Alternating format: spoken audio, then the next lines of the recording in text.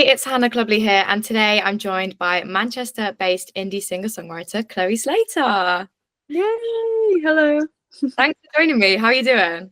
Yeah, I'm good. Thank you for having me. Let's get straight into it. For people who maybe haven't come across you before, I know TikTok was quite a significant part for you breaking through. What's the Yeah. story behind that? I mean, I've been posting on TikTok for like a year and a half, just like every day, getting like 200 views on every video. Like no one was watching anything. Every now and then I get a random person comment like, "This is great," but that was pretty much it. Um, and then nothing was really sticking. I released my first song, nothing happened. And then I like uploaded a snippet of my song 24 hours, like before it was even finished. We literally only written like half a song. And then it just like blew up. So I messaged Jack and I was like, right, we need to finish this. Finished it like that week. And then yeah, just from there, like everything's just gone crazy and my life has changed so much. So I'm glad I stuck to it. Yeah, TikTok's a hard one to crack, isn't it? It's It like is, yeah. 200 view jail, and Yeah. you're like really stuck in there. And then one random day you'll get a video that just people love. Yeah. Yeah.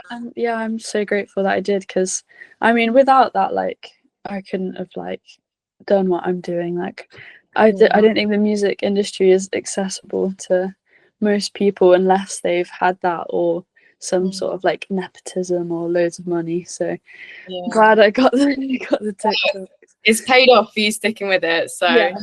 that's good. And something I love about you is you aim to write songs about issues that aren't often spoken about in music. So what issues stand out to you at the moment, and why are these important? I mean, I've been so my song Fig Tree is kind of about like women and like the choices they make and how like society influences those choices and kind of about how choice feminism maybe isn't all it's cracked up to be and just I don't think every choice you make as a woman is inherently feminist, but I do think women should be free to choose whatever they want in life. um, but it's kind of yeah, I think I was thinking a lot about that and like um, especially like in America with like women's rights kind of um, coming less and less seemingly with like abortion laws, and so that was something really close to my heart at the time. And then also just like I guess the state of inequality in the UK and um, the kind of difference between the mega rich 1% and everyone else essentially, and the government's sort of refusal to tax wealth instead of working people. That's kind of something that I really care about. So yeah, just that kind of thing, stuff that's going on in the world. And yeah. It's really good that you've kind of got music as that platform to be able to put those messages out and kind of share your opinion on it. Yeah, it's quite a unique way, I think, of promoting those messages. Yeah, I think so. I mean, I think music, it's the only thing I'm good at really, and I find it quite hard to speak. I think I'm better at it now, but when I was younger, I was really just like so shy and I hated public speaking. And I realistically, I'm never going to be a politician or something, but I've always found writing like just really cathartic, and I found it easiest to get how I feel across by writing things down. So I'm glad that I can like make music, which is something I love, and then also use my platform to spread awareness for things I care about. Yeah, for sure. You recently released your second EP titled Love Me Please, which came out in February. How has the response been to that so far? It's been great. It's been amazing. I mean, I can't really believe like that so many people listen to my music, and I've just been on tour, my first ever UK tour, and like to hear the crowd singing those songs back to me every night was just like such an insane feeling. So yeah, I just feel so lucky, and I almost just can't believe it really. And what is the overarching meaning behind the EP? I think like I called it Love Me Please because it's a lyric in one of my songs, Tiny Screens. And I think like an overarching theme is just like that everyone wants to be loved and accepted in the world, and it's kind of a plea for that. Whether it be like, as I was saying, with women wanting to have the freedom to choose their own lives, or in Tiny Screens, it's kind of about like influencers that are so desperate for like 5 seconds of fame online and like love and attention from strangers that they don't even know. And it's even kind of about how I feel that. And so yeah, most of the songs are just about how like in an ever changing, scary world, all anyone really wants is the right to exist and be loved, which I think is fair enough. Yeah, for sure. What is your favorite track on the record? It changes all the time, but at the moment I think it's We're Not the Same. I like it. It's very like angsty. It kind of like has my inner teenage Paramore fan in it. So What do you think is the fan favorite? I don't know. It's actually so weird. It's really different depending on where you go. Like, so I like played in Paris, or like even like European countries, like they love my song Death Trap. And like here, I mean, people like it, but it's not like the biggest one at all. It's not even a single. And then here, I think probably like Fig Tree, Price on Fun. A lot of people in America really like Tiny Screens. It's different. It's different everywhere, but I like that. That's interesting. That's interesting that it's kind of like different depending on where you are. I wonder what. Yeah.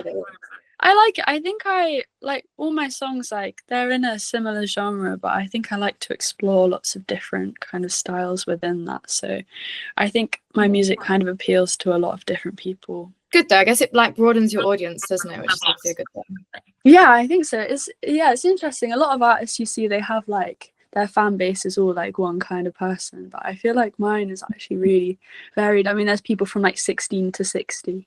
And it's men and women and non-binary people and like everyone, so many different types of people. So it's really nice. Yeah, that is really good. And which song off the EP did you find the hardest to write?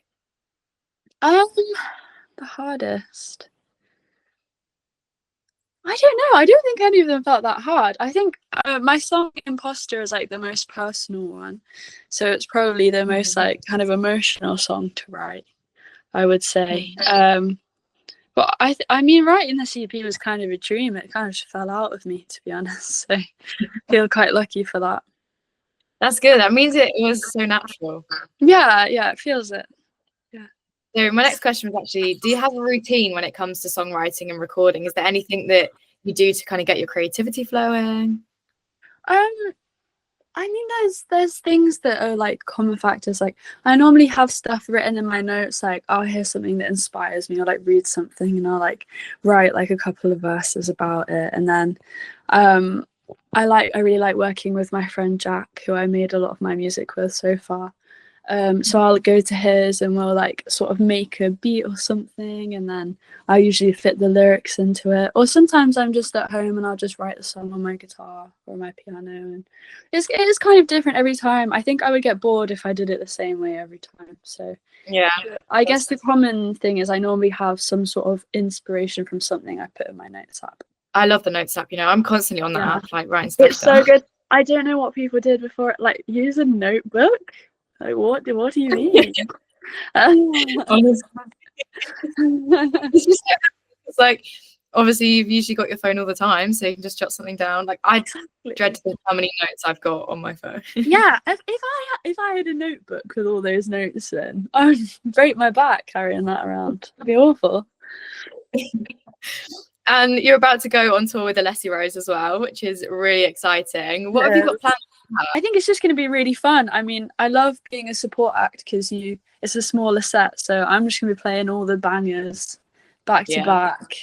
And I love her fans. Like I think they're so sweet. Like she has the sweetest fan base ever, and it's going to be really nice playing to like a predominantly female audience, because I think it's not really something I've had so far, and I just love like connecting with female crowds. So I think it's gonna be great, and I love Alessi Rose and I love her music, so I just can't wait. I think it's gonna be so much fun.